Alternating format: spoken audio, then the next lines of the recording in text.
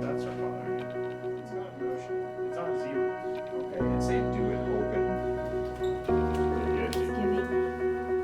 Down there. It's all about balance. The tendons on the outside. The adolescent complex foot and ankle deformity clinic arose from a need to develop what we're calling transitional medicine in the pediatric realm. There's a lot of children we treat at very young ages with very complicated congenital foot deformities that may or may not receive surgery at a very young age.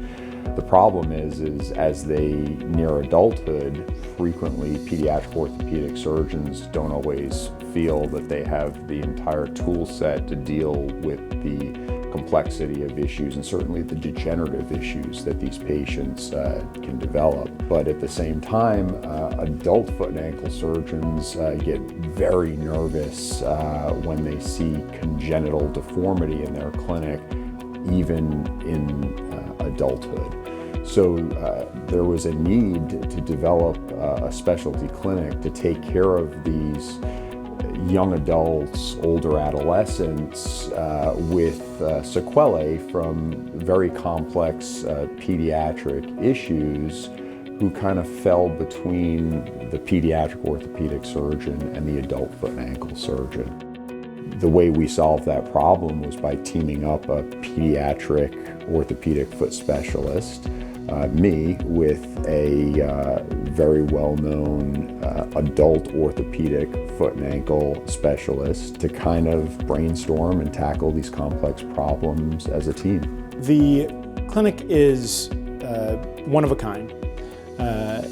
There is nowhere else that I am aware of that combines the expertise of a pediatric orthopedic surgeon with an adult orthopedic surgeon, period. But there's always been something that was left behind.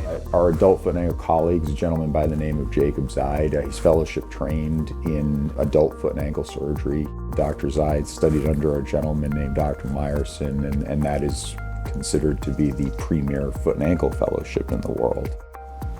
If the shape of the foot has changed. So Dr. Riccio and I started this clinic, and we started off as a half day a month here at Scottish Rite, and we just wanted to see what the pathology was that was out there and what was available and what needed help. And it quickly snowballed. It quickly turned into a day a month and then 2 days a month. The team is massive and it's multidisciplinary, and I think it's one of the things that makes the clinic so successful is we've got a lot of people weighing in on different areas of the patient, and together we come up with one unified plan that seems to move things in the right direction.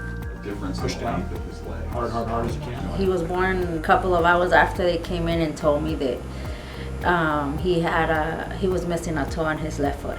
So Andre was referred to our clinic as a condition called fibrillar hemimelia, which is a congenital deficiency type problem of the leg and lower extremity. He had a very high arch to his foot.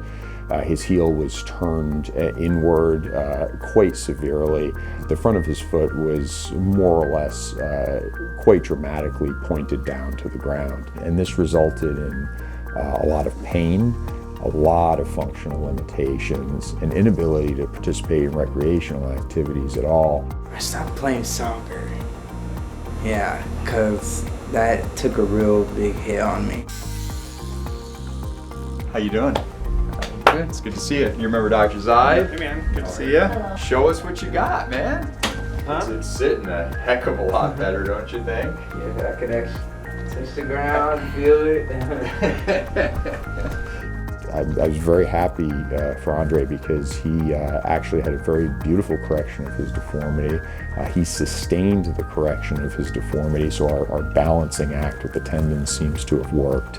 Now I can actually physically, as earlier, touch the ground, which actually feels great because I never felt that before. I never ever had that experience until now.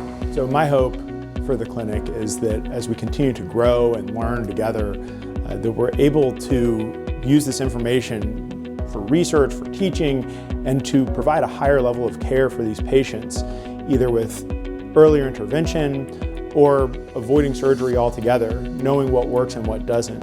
and to use that to be able to help generations going forward and to provide the highest level of care that we can for these patients.